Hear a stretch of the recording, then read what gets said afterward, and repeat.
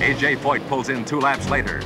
His crew jumps to their task. They have a winning car and driver on their hands, but still the race could be lost here and now.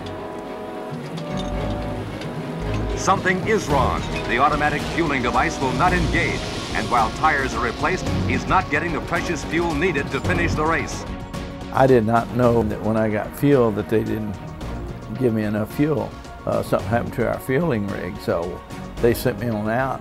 I was running with a light load of fuel, and Eddie Sachs was one hell of a race driver, you know, and he had a lot more really experience than I did on super speedway cars.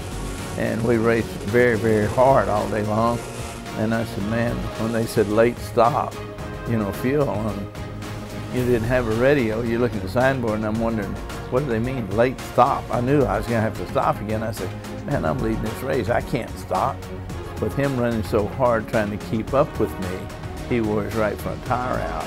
Said, here he comes, here right comes to you. The checkered flag for A.J. Foyt, winner of the Golden Anniversary 500-mile race. One of the most thrilling, surprising, exciting finishes ever. We pulled in victory circle. I'm quite sure I had tears running down my eyes like a big old baby. You know, I was just so happy and thrilled. This fastest 500 has lost 19 of the 33 starters. Foyt's relentless pace has put him in position to lap second place Roger Ward. Having outdistanced all of his competition, Foyt sweeps through the final lap and takes the checkered flag. A.J. Foyt, our national driving champion, defending, and now two-time winner of this 500. Only thing I knew that with Pinelli driving the turbine car, that he would really be hard to beat. And I knew the only thing I could do was try to run as hard as I could all day and hope something happened to him. With just 4 laps to go, it'll be A.J. Foyt moving into the lead. I was lapping some cars going down the back straightaway, and for some reason I backed off.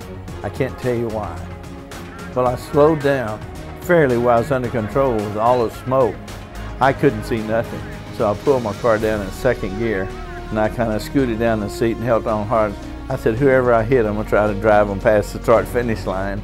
And when it broke out in the clear, I said, I can't believe what I'm looking at. Foyt's only got a couple hundred yards to go, but where is he?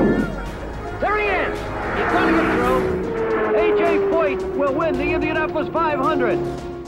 And now A.J. Foyt, an interval of 6.82 seconds between the leader Johncock, the second place car Foyt.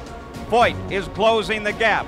It got like 12, 11, then it was 9, and then 8, and Jack come back on the radio. He said, have you turned the boost up at that time, you know, the power? I says, no, I haven't. I says, they must be in trouble. He's through the cross. What's happened? Smoke. Gordon Johncock, the leader of the Indy 500. It's all over for Gordon Johncock. A.J. Foyt leads the Indianapolis 500. The checkered flag is out. A.J.'s hand in the air. He is the winner. A.J. Foyt at Indianapolis. And to see somebody win Indianapolis for the 4th time, I think that meant a whole lot to the crowd.